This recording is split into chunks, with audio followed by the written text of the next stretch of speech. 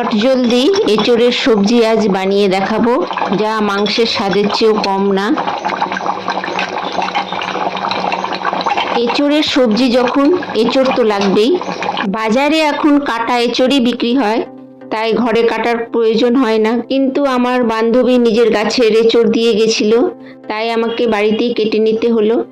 বন্ধুরা, বলিনি, এঁচোড় কাটার আগে হাতে অবশ্যই একটু সর্ষের তেল মেখে নেবেন, কেন কি এঁচোড়ে আঠা হয়, সেই আঠাটা হাতে লেগে গেলে ছাড়াতে খুবই অসুবিধা হয়। যদি হাতে সর্ষের তেল মাখা থাকে তাহলে সহজেই হাত থেকে আঠাগুলো আমি ডুমো ডুমো করে এঁচোড়গুলো কেটে নিয়েছি, আর সঙ্গে কেটে নেব কিছু আলু। এই এঁচোড় রান্নার জন্য আমার লাগবে কিছুটা পেঁয়াজ।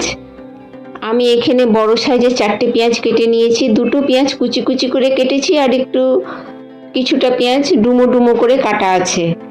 আর লাগবে টমেটো, 3টে টমেটো কেটে নিয়েছি। আর মশলায় লাগবে রসুন, আদা, আর এর জন্য লাগবে কিছু গোটা গরম মশলা আর একটু কাজু আমি নিয়েছি। কাজুটা বাড়িতে থাকলে আপনারা দিতেও পারেন, না দিলেও হবে। আর নিয়ে নিতে হবে ঝাল অনুযায়ী কাঁচা লঙ্কা বা শুকনো লঙ্কা। আলু আর কাঁঠাল ধোয়া হয়ে গেছে। এবার রান্নাটা শুরু করছি। প্রথমে কড়াই বসিয়ে দিলাম। কড়াইয়ে সামান্য তেল দিয়ে প্রথমে গোটা গরম মশলা ফোড়ন দিলাম, দিয়ে এরপর সব মশলাগুলো একে একে দিয়ে দেবো। রসুন,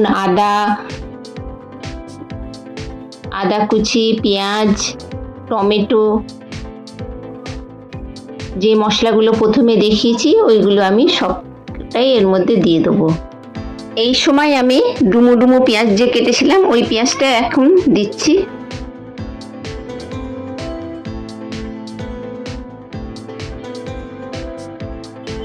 কাঁচা লঙ্কা, টমেটো সবই দিয়ে দিলাম। এরপর এটাকে আমি ভাজা ভাজা একটু করে নেব। দেখুন, এই মশলাকে এবার আমি ভাজা ভাজা করে নিচ্ছি।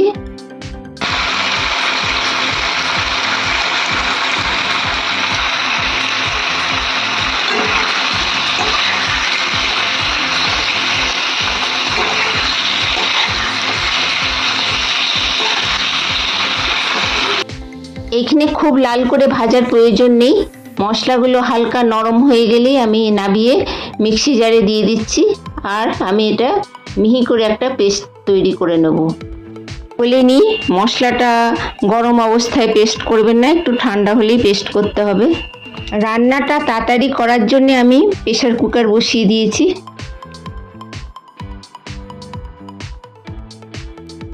এরপর আমি কিছুটা সর্ষের তেল দিয়ে দিলাম এর মধ্যে। তেল গরম হলেই আমি তেজপাতা ফোড়নে দিলাম, আর এর মধ্যে দিয়ে দেবো ওই কুচি করা পেঁয়াজ দিয়ে আমি পেঁয়াজটাকে লাল করে ভেজে নেব।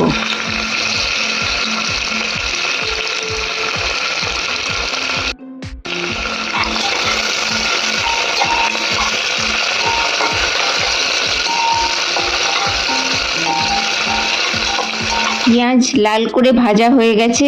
এই সময় আমি এঁচোড় আর আলু এর মধ্যে দিয়ে দেবো।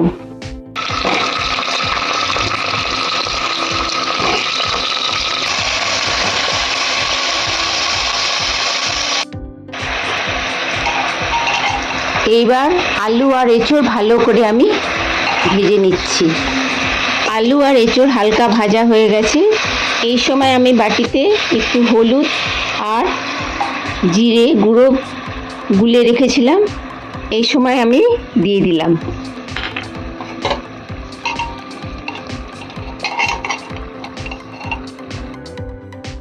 এরপর আমি মিক্সিতে যে ভাজা মশলা আমি বেটে রেখেছিলাম এটাও আমি দিয়ে দিচ্ছি। এই মশলা দিয়ে দেওয়ার পর খুব আমাকে ভালোভাবে প্রায় 10 মিনিট থেকে 15 মিনিট আমাকে ভালো করে কষিয়ে নিতে হবে। এই সময় এর মধ্যে স্বাদ অনুযায়ী নুন দিয়ে দিতে হবে, আর সঙ্গে একটু মিষ্টি। প্রায় 10 মিনিট হয়ে গেছে, আমার মশলা ভালো করে কষানো হয়ে গেছে। এই সময় আমি গরম জল করে এতে ঢেলে দিলাম। আলু আর এঁচোড় যাতে জলের মধ্যে ডুবে যায় এইভাবেই আমি জল দেব।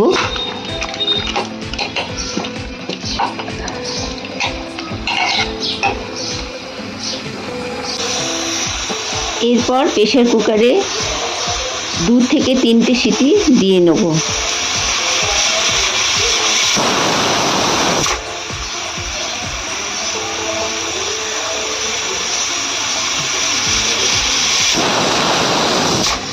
এরপর আমি প্রেসার কুকারের ঢাকনা খুলে এতে কিছুটা ঘি আর গরম মশলা উপর থেকে ছড়িয়ে দেব। খুব সহজেই এই এঁচোড় রান্না হয়ে যায় আর খেতেও অনেক ভালো হয়। এটা গরম ভাতের সঙ্গে পরিবেশন করার জন্য আমার এঁচোড় রেডি হয়ে গেছে।